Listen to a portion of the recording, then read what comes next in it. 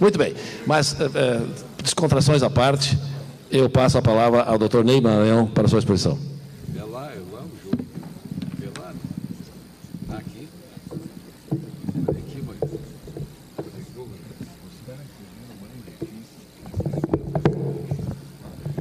Boa tarde a todos.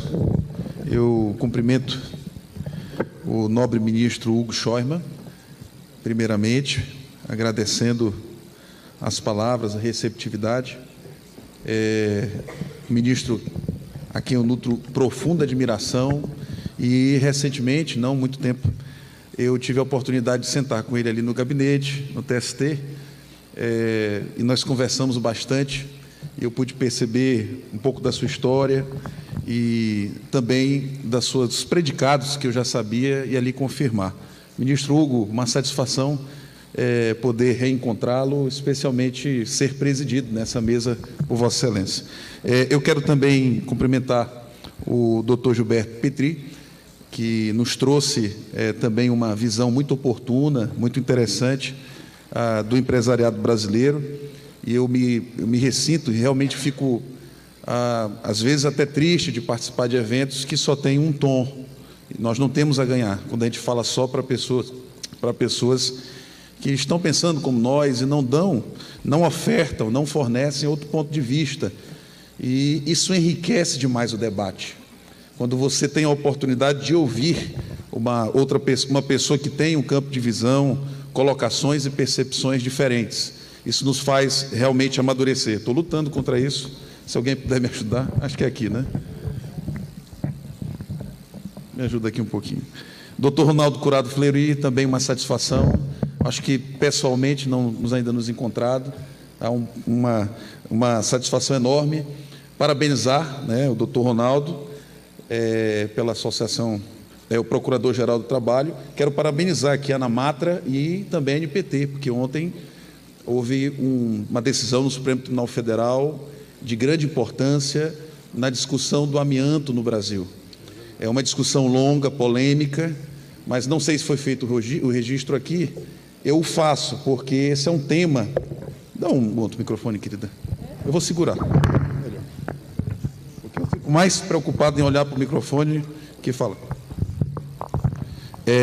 Ontem nós tivemos um julgamento muito interessante, importante, a respeito do amianto no Brasil, banido de mais de 70 países, e foi reconhecido não só a legitimidade para ajuizar aquela ação direta de constitucionalidade pela ANAMATRA e a NPT, mas também foi reconhecido, embora com alguma polêmica a respeito dos efeitos, mas, afinal de contas, se estabeleceu, sim, uma espécie de inconstitucionalidade da lei federal, e nós temos, então, um campo aberto para, no nível estadual, banir de vez o amianto.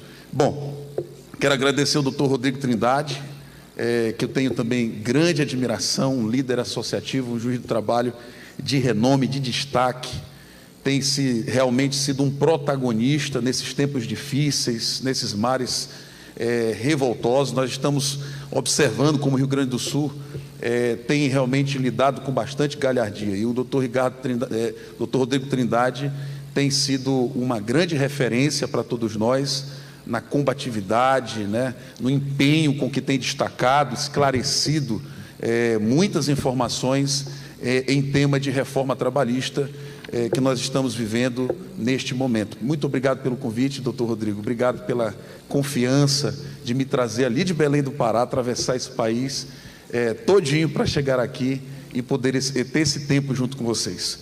Eu reportei ao doutor, vocês podem estar achando estranho, é o slide dessa administração mesmo, tá? Reforma trabalhista e meio ambiente do trabalho. Parece um pouco estranho, mas não vai sair, tá, do tema da reforma trabalhista. Eu gostaria de oportunizar vocês também refletir um pouco na ótica do meio ambiente do trabalho. É uma ótica, às vezes, esquecida, é uma ótica, muitas vezes, negligenciada, e eu vou tentar mostrar para vocês algo a respeito de um aspecto que, historicamente, está presente nas relações trabalhistas. Nós estamos falando de velhas formas, e quando nós falamos de meio ambiente do trabalho, isso se cruza ao longo da história do capitalismo e ao longo da história do próprio direito do trabalho. Não custa lembrar que o direito do trabalho, histórica e cientificamente, ele nasce e se origina também em razão de um combate e de uma reprimenda a ações abusivas que concediam, que ofertavam jornadas extenuantes aos trabalhadores.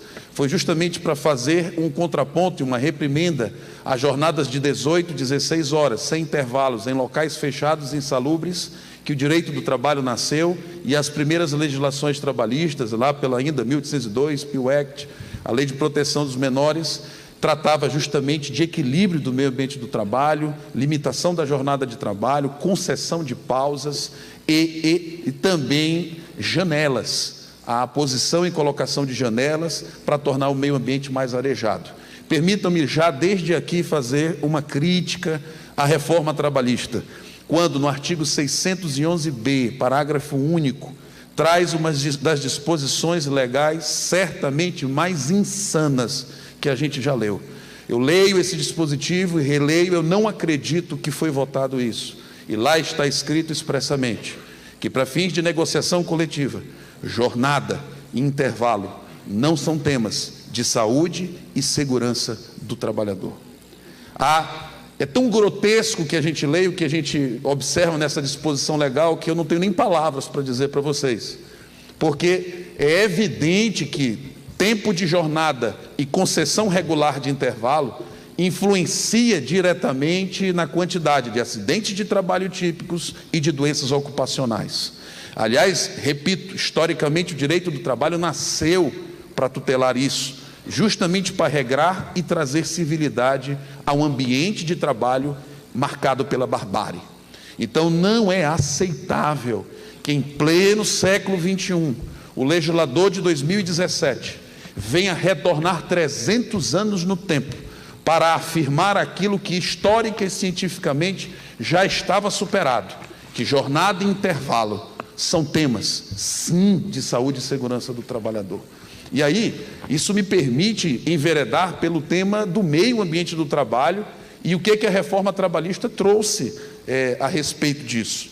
Para isso, eu preciso lembrar a vocês que a Revolução Industrial, apesar de todos os avanços que ela nos proporcionou, ela também trouxe consigo ou engendrou consigo toda uma sistemática violadora da dignidade humana, que muitas vezes nós não lemos nos livros. São poucos os historiadores que enfrentam os chamados horrores da Revolução Industrial. Nós vamos ter que retornar ao estudo disso para compreender melhor os horrores que se talvez tentem implementar a partir de agora com essa reforma. Bom, o uso da meia-força foi um desses horrores. Foi a utilização sistemática e habitual do trabalho de mulheres e crianças porque eles eram mais baratos. A aferição basicamente, exclusivamente pautada no custo. A visão de que o custo é o mais importante no empreendedorismo gera esse tipo de situação. E isso nós já tínhamos avançado, histórica e cientificamente. Nós já tínhamos ultrapassado esse tempo de barbárie. E agora nós nos vemos, como professores, voltando a ter que discutir temas que há muito estavam já deixados de lado. Por exemplo, a imagem de que o vetor do dinheiro e do lucro não pode ser o vetor único a dirigir o empreendedorismo brasileiro. Nós, por exemplo, estamos voltando a falar sobre isonomia substancial e formal. Nós vamos ter que voltar a debater a própria assimetria intrínseca do contrato de trabalho. Nós vamos ter que voltar a justificar, demonstrar e provar aquilo que há muito estava justificado, demonstrado e provado, que a relação de trabalho é uma relação entre desiguais. Embora, na reforma trabalhista, alguém que tenha um nível superior, que ganhe quase 11 mil reais, já tem o poder de negociar diretamente, e inclusive as cláusulas dessa negociação individual valer mais do que a cláusula de uma negociação coletiva. Isso vai nos fazer de novo voltar a esse tipo de discussão. Mas vamos lá. Outro horror da Revolução Industrial é o chamado Sweated System. O que era isso?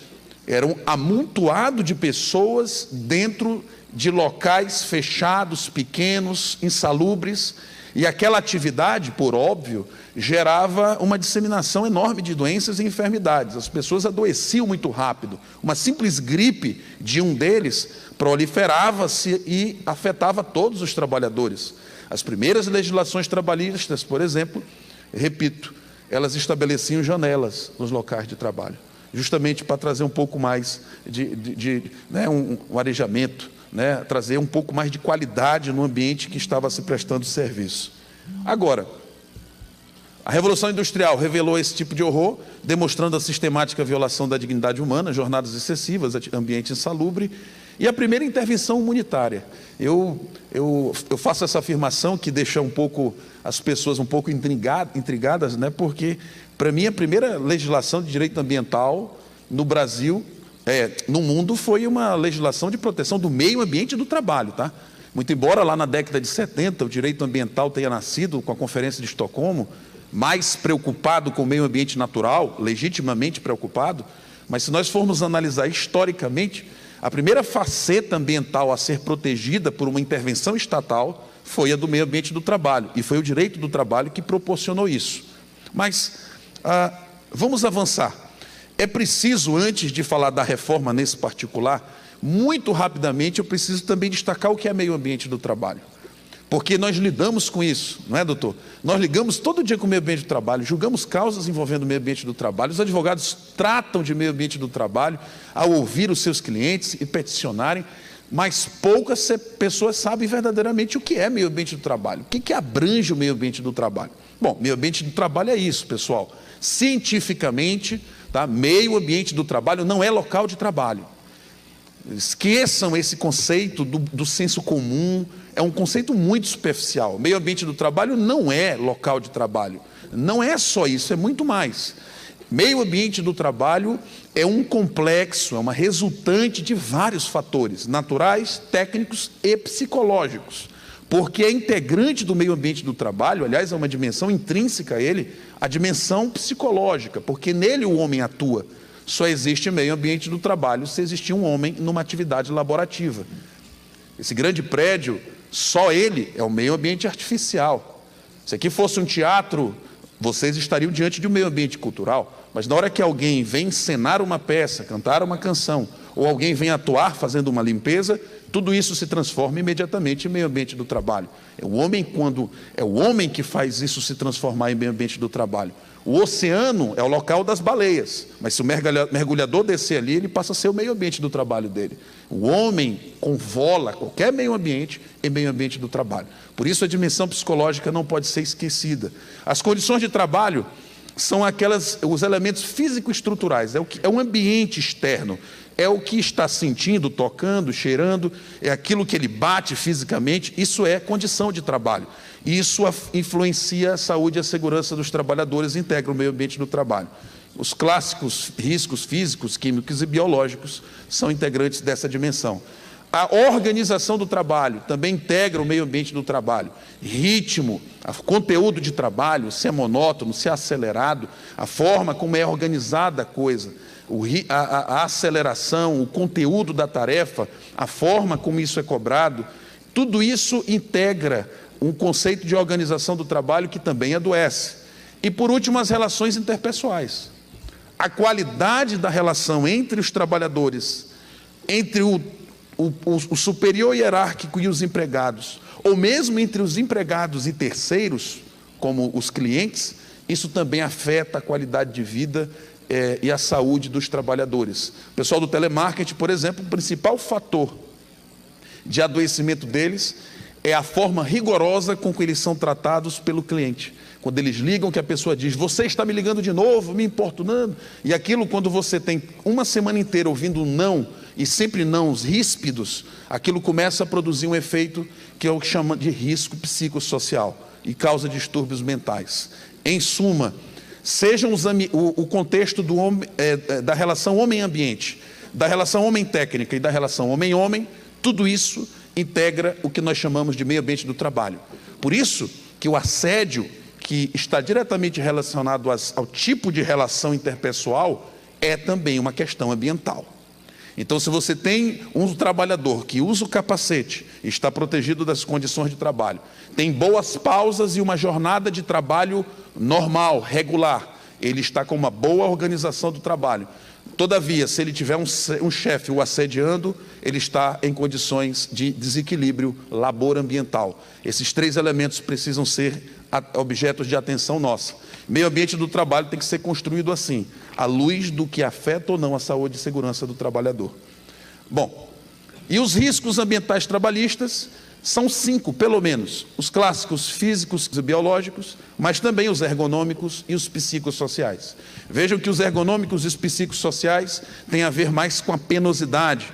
Físicos, químicos e biológicos têm a ver mais com periculosidade e insalubridade. Deixe-me logo deixar outra crítica à reforma trabalhista. Mais uma vez, nós vemos um silêncio brutal com relação à saúde mental dos trabalhadores. Nós não vemos na reforma trabalhista uma manifestação, um dispositivo, uma diretriz ou um artigo que tutele a saúde mental dos trabalhadores, resguardada e protegida não só na Constituição, mas sobretudo na Convenção 55 da OIT, que foi ratificada pelo Brasil. E aí nós temos essa tipologia dos riscos ambientais trabalhistas. Por que isso aqui é importante? Porque isso vai nos dar uma dimensão daquilo que a reforma trabalhista fez na perspectiva do meio ambiente do trabalho.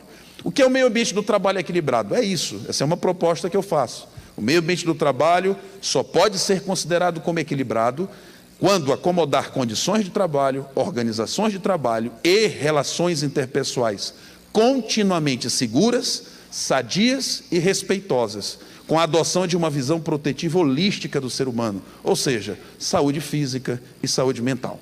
Tudo bem? Bom, feito isso, direito ambiental do trabalho, outro ponto importante. Meio ambiente do trabalho não é um conceito acadêmico, meio ambiente do trabalho não é fruto de ativismo judicial, meio ambiente do trabalho não é decorrente de uma atuação sindical operante, combativa, não tem nada a ver com isso. Meio ambiente do trabalho é um ente constitucionalmente assegurado. E não é fruto de uma exegese, não é aurido do sistema. Está aí expressamente, é textual na Constituição Federal. Isso não é criação de acadêmico. O artigo 200, inciso 8, diz exatamente isso, que o meio ambiente, nele deve-se compreender o meio ambiente do trabalho.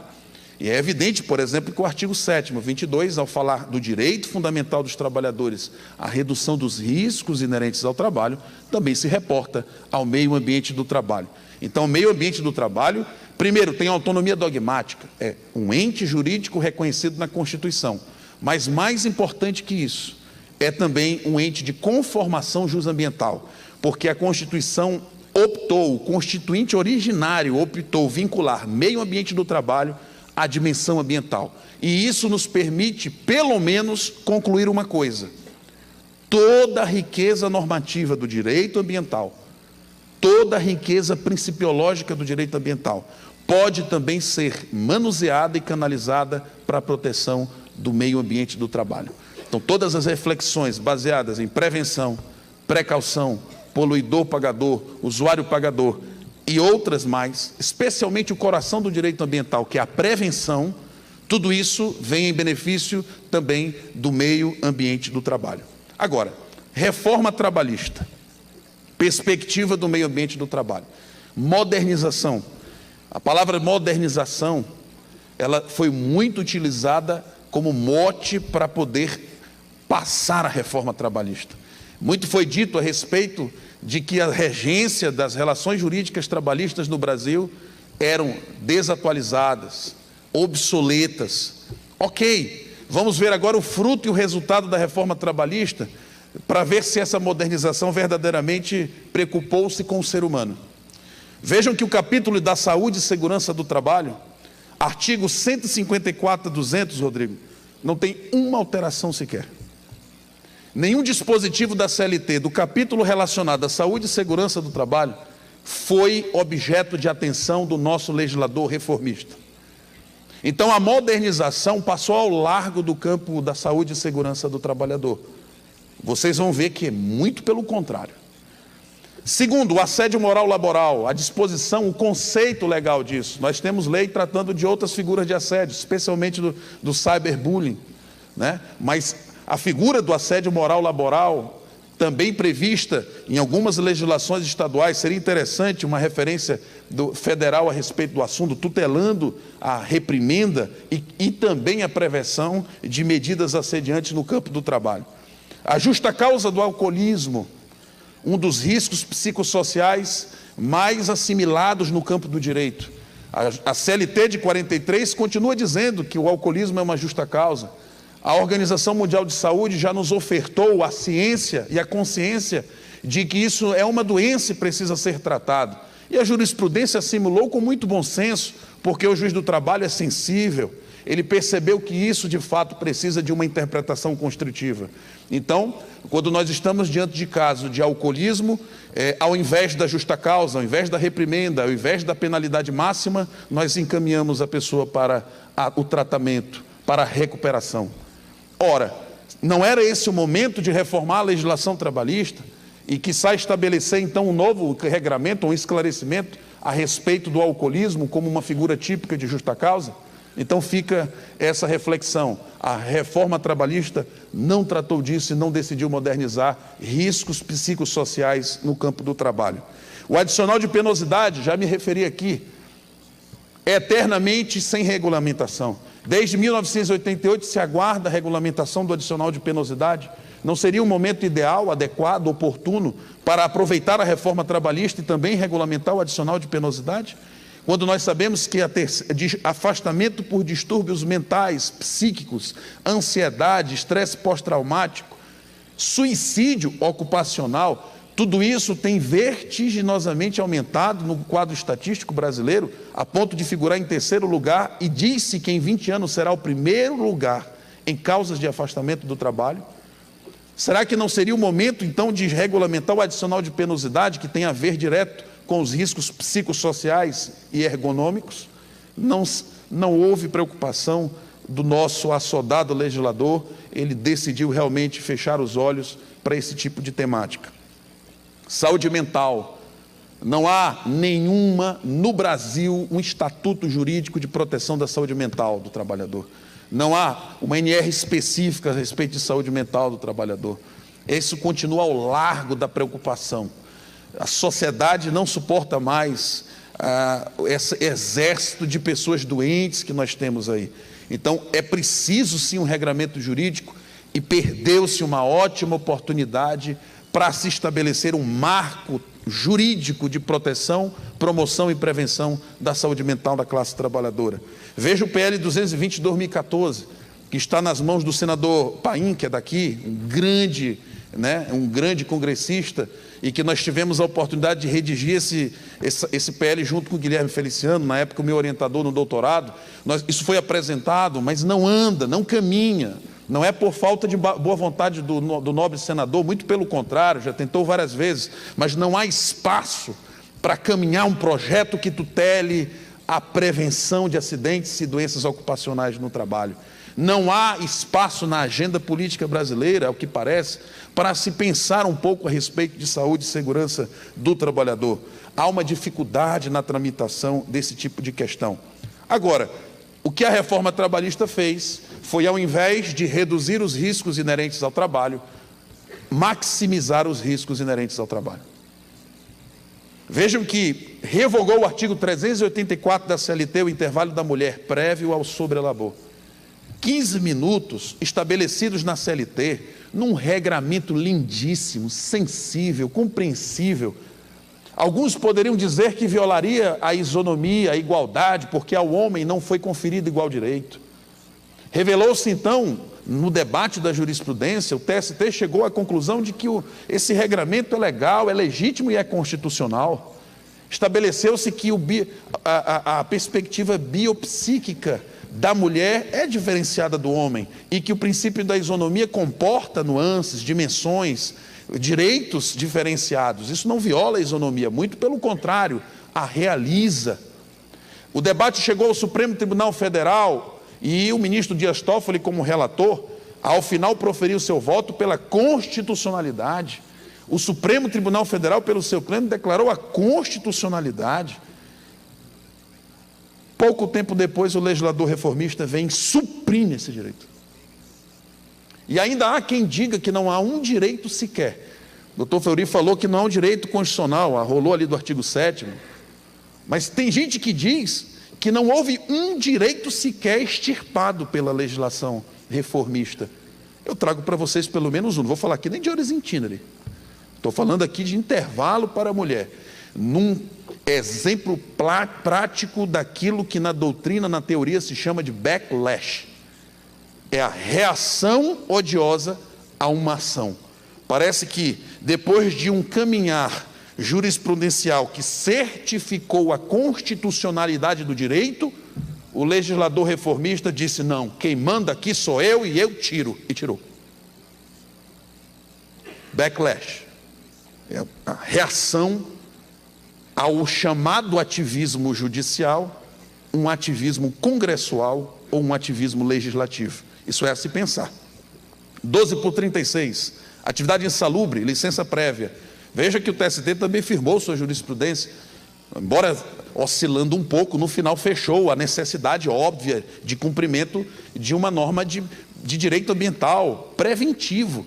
É claro que você, na atividade insalubre, 12/36, você precisa de uma licença prévia, mas o artigo 60, parágrafo único, passa a estabelecer a desnecessidade de uma autorização pública para esse tipo de prática, colocando de lado, escanteando totalmente dimensões básicas da prevenção quanto à saúde e segurança dos trabalhadores. Veja a insalubridade da gestante e da lactante, os dispositivos mais intrincados da reforma. É evidente, eu também concordo, a regência anterior era complicadíssima, porque proibia e não dava alternativas. Mas essa segunda regência ficou muito ruim também. Ele estabelece, pelo menos no campo da insalubridade nível médio e mínimo, estabelece a regra de que é para trabalhar, quando deveria ser o contrário, era não trabalhar. E só mediante atestado médico avalizando as condições é que a gestante e a lactante trabalhasse. Com a reforma trabalhista, procedeu-se uma inversão do ônus técnico de avaliação dos riscos laboral-ambientais. Cabe à mulher, através de um médico de confiança, dizer: o meu ambiente de trabalho está desequilibrado, vai afetar minha gestação, vai afetar meu bebê. Então, está aqui o atestado médico, eu quero sair. Ora, a Constituição Federal, no artigo 7º, 22, é clara ao dizer que é direito dos trabalhadores a redução dos riscos inerentes ao trabalho. Portanto, é dever do empregador controlar esses riscos e não submetê-los ao trabalhador. Veja que a mulher nessa situação é duplamente vulnerável. Ela é empregada e grávida ou lactante. Mesmo assim, pesa sobre ela o ônus técnico, segundo a legislação, de provar que o seu meio ambiente do trabalho ele está desequilibrado. E trago mais um fator para vocês, o fator de risco psicossocial. Num contexto de alta competitividade, no contexto de falta de solidariedade e confiança entre os próprios colegas de trabalho, num contexto que cada um luta por si e em si, eu fico a imaginar que mulher vai realmente ter a coragem de tirar o atestado que o médico lhe conferiu e apresentar para o empregador dizendo: está aqui, eu quero sair. Por quê? Porque isso implica riscos lá na frente, muitas vezes de ser discriminada ou de até numa demissão ser aquela que vai ser escolhida para ser colocada para fora. Ou a própria mulher decide não sair porque ela tem medo de outros que estão ali trabalhando direto, depois ocupem um posto que ela está atuando na empresa. Vocês percebem o risco psicossocial que envolve isso? E tem mais. Qual é o médico obstetra da mulher que vai emitir um laudo sem conhecer o ambiente de trabalho? O obstetra vai chegar um dia lá pedindo para conhecer como é o ambiente de trabalho, as relações interpessoais, as condições e a organização do trabalho. Vocês já viram isso acontecer? É evidente que um obstetra não vai fazer isso só dentro do consultório dele. Para ter condições técnicas de emitir um laudo desse, ele tem que conhecer também o meio ambiente do trabalho. Enfim, realmente há uma majoração dos riscos psicossociais. O intervalo intra-jornada, mais uma hipótese de backlash. O TST firmou a natureza remuneratória, afirmou também que não concedendo parcialmente ou suprimindo totalmente, tem que pagar todo o tempo do intervalo, porque ele não cumpre os seus objetivos. O legislador vem dizendo todo o contrário. Ele vem dizendo que agora é indenizatório e que você, concedendo em parte, o juiz, reconhecendo essa irregularidade, ele precisa deduzir, abater o intervalo que foi concedido. Vejam o perigo da análise econômica do direito, ou da majoração de riscos, porque na medida que eu sei quanto que vai ser deduzido, eu posso fazer apurações econômicas, contábeis mesmo, de quanto será o meu prejuízo, caso isso na justiça vingue o trabalhador denunciando esse fato. Isso aí realmente é uma situação delicada, nós falamos isso porque existem estudos da análise econômica do direito que permitem uma reflexão exclusivamente econômica, que dá margem para que o empresariado, não digo que todos fazem isso, mas aqueles realmente sem escrúpulos, façam estudos e pesquisas dizendo quanto daria se entrarem na justiça? Vai dar tanto. E quanto dá se a gente continuar dessa forma? Tanto. Então a gente prefere continuar desse jeito. Deixa que quem quiser entrar na justiça entre. Se ganhar, vai dar tanto de prejuízo, eu consigo cobrir isso. Então, certamente coloca o trabalhador em nova situação de vulnerabilidade. Intervalo entre a jornada, 30 minutos de negociação coletiva. É permitido negociar agora para ficar em 30 minutos. É claro, como disse o doutor Fleury, desde que a pessoa realmente saia mais cedo. É óbvio. Agora, se vier a prática de reduzir para 30 minutos, doutor Petri, é óbvio, mas se você reduz para 30 minutos, todavia continua trabalhando jornada extra, não dá. Aí você simplesmente fragilizou, o trabalhador, retirou-lhe o intervalo previsto em lei e o colocou numa condição de sobrelabor. E isso, mais uma vez, repito, é causa cientificamente comprovada de acidentes de trabalho e de doenças ocupacionais. Negociação coletiva, o grau de insalubridade. O legislador reformista coloca na mesma mesa de negociação parcelas patrimoniais e também aspectos de saúde do trabalhador. Vai ser possível negociar o grau de insalubridade. Então, se nós temos uma insalubridade máxima, nós vamos poder sentar para negociar o grau de insalubridade. Vamos colocar em mínima. Não, vamos em mínima, não 10, mas 9,8. Ora, a avaliação do grau de insalubridade é matéria técnica.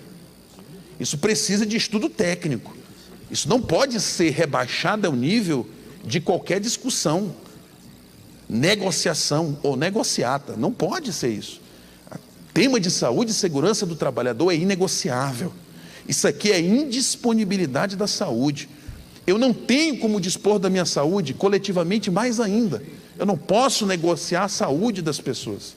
Então, mais uma preocupação que eu deixo para vocês, uma reflexão a respeito dos efeitos que isso pode trazer para o meio ambiente da classe trabalhadora. Veja a negociação coletiva, já afirmei isso, uma crítica que eu pontuei no início da minha fala. Esse artigo 611b, parágrafo único, que de forma inacreditável afirma o contrário. É como se dissesse que esse microfone é um carro. É tão grotesca a afirmativa que dispensa mais comentários. Agora, teletrabalho, termo de responsabilidade. Cuidado, tem muita gente dizendo que basta o empregado assinar o termo de responsabilidade lá do 75E, que está livre de qualquer controle. Se a pessoa adoecer por ler, dorte, o problema é dele, ele assinou o termo de responsabilidade. Cuidado, não é assim. Continua sobre o empregador o dever de contínua averiguação dos riscos ambientais trabalhistas. Então, é simplesmente um termo de responsabilidade, não isenta o dever constitucional do empregador de fazer esse tipo de apreciação. Aqui andou mal a legislação trabalhista, porque ela poderia ter se valido do exemplo da legislação portuguesa. O Código de Trabalho de Portugal, a Lei 7 de 2008, regra bem o teletrabalho, inclusive prevendo as possibilidades de visita do técnico do empregador na casa do empregado para avaliar os riscos ergonômicos e psicossociais. Vocês sabiam? É muito bom trabalhar em casa, eu sou entusiasta do teletrabalho, eu tenho pessoas comigo que trabalham em teletrabalho e trabalham bem melhor do que quando atuavam fisicamente. Então, você gerindo bem a coisa é interessante. Mas existem estudos na Europa bem avançados a respeito dos riscos psicossociais do teletrabalho. O teletrabalho, ele importa um isolamento perigoso. No teletrabalho ninguém está dizendo vá para casa, ninguém está falando termina. As pessoas entram fim de semana, madrugada trabalhando, e isso pode gerar um efeito ruim para a sua saúde. Indenização por danos morais, né, já foi comentado muito bem aqui, eu acho que eu não tenho mais nada a falar, o doutor Fleury falou muito bem. A análise econômica do direito também traz lições. O caso Ford Pinto, né, que é muito citado pela legislação específica, pela doutrina específica, menciona que há algumas décadas um carro da Ford, chamado Pinto, eles começaram a enfrentar episódios de acidentes graves. O carro explodia quando atingido por trás. O combustível ficava na parte de trás do veículo, quando uma batida por trás, sempre explodia o carro. Então eles começaram a estudar e descobriram realmente que não era o local adequado. Bom, o que eu vou dizer para vocês está nos grandes livros da doutrina de responsabilidade civil. Isso gerou uma discussão nos Estados Unidos, isso foi para a justiça. Por quê? Porque foi pedido pelos gerentes, pelos diretores, um estudo detalhado de quanto sairia o custo para fazer o recall. Para fazer todos os carros virem, para eles trocarem o local do combustível. Foi dito que foram tantos bilhões de dólares. Depois foi feito um estudo, faça uma projeção mais precisa possível de quanto em indenizações por morte nós vamos pagar nos próximos 30 anos. Falaram, foi tanto. Botaram os dois números na mesa, é evidente, a mente voltada para o lucro e não para as pessoas decidiu, mantenhamos as coisas do mesmo jeito. Paguemos todas as indenizações, quem morrer, morreu, vai ser mais econômico para nós. Isso é gravíssimo, que foi objeto, um advogado da Ford, não aceitando esse tipo de logicidade, denunciou o fato e apresentou todos os estudos e documentos à justiça americana. Bom, vejam, não estou dizendo aqui que essa é uma prática corriqueira, só estou trazendo um fato histórico que nos impõe uma reflexão. Tarifar indenização por danos morais, além de toda a argumentação pertinente trazida pelo Procurador-Geral do Trabalho aqui presente, também importa colocar em sujeição análises econômicas do direito, em que você vai saber quanto previamente você vai poder gastar, caso o pior aconteça com todos os seus trabalhadores. E esse pode ser um fator determinante na escolha entre prevenir e não prevenir. Como nós estamos lidando com saúde, com vida, estamos lidando com o ser humano, eu acho que essa reflexão precisa ser bem pontuada e trabalhada por todos nós. Bom, eu encerro aqui minha fala dizendo que a reforma trabalhista, veja, eu tentei focar minha fala aqui no meio ambiente do trabalho, essa foi a minha ideia que eu apresentei ao doutor Rodrigo, ele convalidou. A consagração da lógica monetizante da saúde humana parece estar prevalecendo.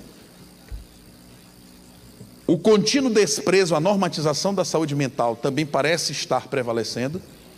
E a maximização dos riscos ergonômicos e psicossociais também me parece que tem ganhado grande vulto. São 3 críticas que eu deixo. E aí eu registro para vocês que, de fato, a temática da reforma trabalhista, na perspectiva do direito ambiental do trabalho, na perspectiva do equilíbrio do meio ambiente do trabalho, da saúde física e mental dos trabalhadores, nós estamos diante de um brutal retrocesso socioambiental. Brutal. De fato, nós estamos vendo, enxergando algo que nós não imaginávamos enxergar e ver em pleno século XXI. Nós vemos uma legislação preocupada na redução de custos, uma legislação preocupada em precarizar as relações trabalhistas e que parece ter descurado da preocupação com aquilo que é mais importante na nossa sociedade, na vida, que é o próprio ser humano. Então, os caminhos são rígidos controles de constitucionalidade e convencionalidade. Eu não proponho, como jurista, como acadêmico, como professor, que se faça resistências ideológico-sistemáticas. Eu não concordo com isso. Não concordo com a ideia de vamos deixar de aplicar, porque senão a gente legitima isso. Isso não dá certo. Não é assim que a gente tem que trabalhar a coisa. Eu acho que nós temos que fazer uma resistência jurídico-constitucional.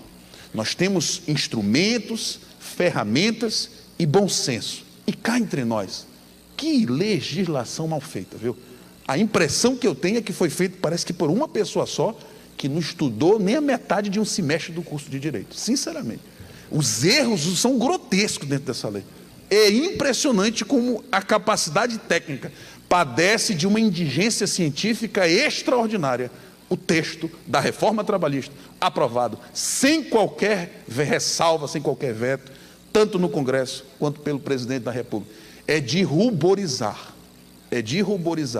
as atecnias, a ponto, por exemplo, de chamar juiz de juízo, não sabendo a diferença entre a pessoa que julga e o órgão administrativo que ele executa. O juízo inverterá o ônus da prova. Qual é o juízo que inverte o ônus da prova? Brincadeira. Eu termino com Cecília Meirelles. Ela diz: renova-te, renasce em ti mesmo, multiplica os teus olhos para verem mais, destrói os olhos que tiverem visto, cria outros para visões novas, ser sempre o mesmo. Ninguém aqui é contra a modernização, ninguém é contra a atualização das relações trabalhistas, é óbvio que ninguém é contra. Agora, eu acho que mudar o direito do trabalho, a sua essência, o seu DNA, para deixar de tutelar o trabalhador e tutelar a empresa, é demais. E eu digo para vocês o que eu tenho dito por aí. Eu nunca vi uma legislação tão protetiva no direito do trabalho. Nós estamos estudando a legislação mais protetiva do mundo do trabalho, já estudada e emitida na nossa República. Infelizmente, não é por desprezo e não travo nenhuma odiosidade à classe empregadora, porque eu tenho gente da minha família que faz parte disso, e eu sei que não é fácil ser empreendedor no Brasil. Mas convenhamos, a legislação traz uma proteção ao empregador, à empresa, à flexibilidade contratual, alterações que possam ser feitas, e me parece que não é por aí. O direito do trabalho tem que mudar, pode mudar, mas ele nunca pode deixar de ser o direito do trabalho que nasceu para ser intrinsecamente protetivo daquele que é o mais vulnerável. Muito obrigado.